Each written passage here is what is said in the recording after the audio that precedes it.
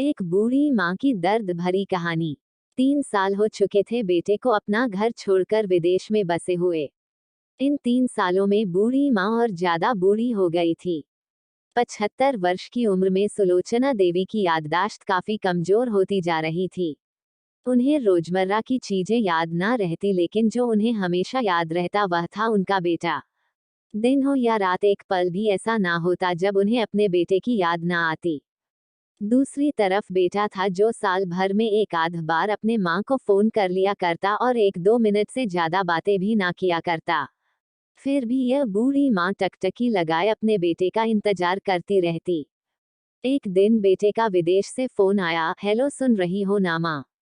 अनिल बोल रहा हूँ, तुम्हारा बेटा। कैसी हो माँ? मैं ठीक हूँ बेटा, तुम बहू और मेरा पोता कैसा है? माँ ने पूछा। सब अच्छे हैं माँ। मैं अगले हफ्ते गांव आ रहा हूँ तुम्हें लेने। अब हम सब साथ में ही लंदन में रहेंगे। तुम्हारी बहू कह रही थी माँ को यहाँ पर लेकर आओ, बेचारी अकेली वहाँ परेशान होती होगी। बेटे ने कहा। माँ की बूढ़ी सूखी आंखें आंसुओं से भीग गई। उसके कमजोर शरीर के नस नस में खुशी की लहर दौड़ गई।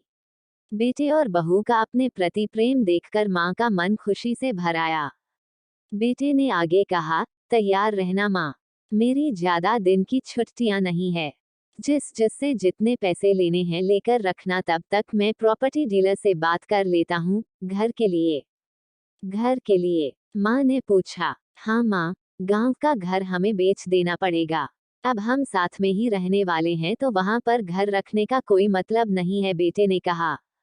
बुढ़ापे की वजह से ठीक से चलने में असक्षम माँ ने पूरे मोहल्ले में घूम घूम कर अपनी इस खुशखबरी को सबको सुनाया। सभी को खुशी हुई, सबको लगा माजी के आखिरी दिन अपने परिवार के साथ खुशी से बीत जाएंगे। घर वापस आकर माँ ने अपने घर के कोने कोने को ऐसे देखा जैसे वह अपने दूसरे बेटे को देख रही हो।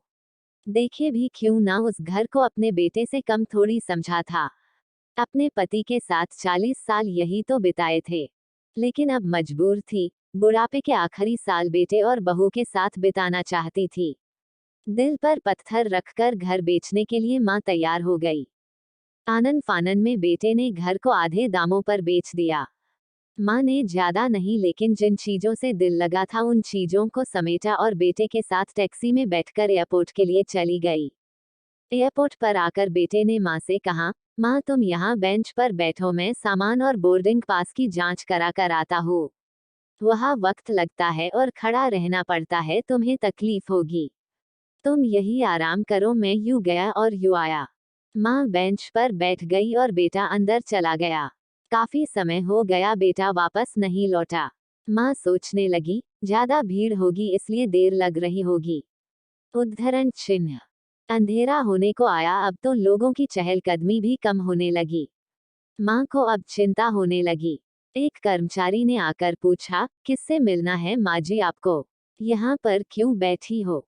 डरती हुई आवाज में सुलोचना देवी बोली, मेरा बेटा अंदर सामान की जांच कराने गया है। लंदन जा रहे हैं हम। क्या नाम है माँ जी आपके बेटे का? कर्मचारी ने पूछा। अनिल नाम है मेरे बेटे का, सुलोचना देवी ने बताया। कर्मचारी अंदर गया और थोड़ी देर बाद बाहर लौटा। उसने सुलोचना देवी से कहा, माँ जी लंदन जाने वाली फ्लाइट तो दोपहर में ही जा चुकी है और आपका बेटा भी उस फ्लाइट में बैठकर लंदन जा चुका है। अब आपके यहाँ बैठने का कोई मतलब नहीं है, आप भी अपने घर चली जाइए। क्या जा चुका है? और मैं घर जाऊं? माँ की आंखों से आंसुओं के सैलाब उठने लगे। जैसे तैसे माँ घर पहुंची, जो अब उसका था ही नहीं, बिक चुका था। वो वही बरामदे में तुलसी के पास सो गई। घर के नए मालिक को उस पर दया आई तो एक कमरा किराए से उसको दे दिया। पेंशन के पैसों से खाना और किराए का बंदोबस्त हो जाता था। दिन बीतने लगे। कुछ दिनों बाद घर के नए मालिक ने सुलोचना देवी से कहा, माँ जी आप अपने रिश्तेदारों के यहाँ पर जाकर क्यों नहीं रहती है? इस उम्र में आपके लिए वही अच्छा होगा। अच्छा तो होगा, लेकिन अगर मेरा बेटा वापस आया तो उसका ख्याल कौन रखेगा? मेरा बेटा बहुत भोला है, उसे अपना ख्याल रखना बिल्कुल नहीं आता। मैं कहीं नहीं जाऊंगी, क्या पता कब उसे मेरी जरूरत पड़ जाए। माँ ने कहा। दोस्तों, सच बता रहा हूँ, माँ की ऐसी बातें सुनकर मेरी आंखों में आंसू आ गए। किसी ने सच ही कहा है, पूत कपूत हो सकता है लेकिन माता कभी कुमाता नहीं होती।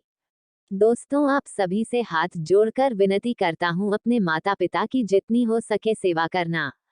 उनके साथ कभी बुरा बर्ताव मत करना।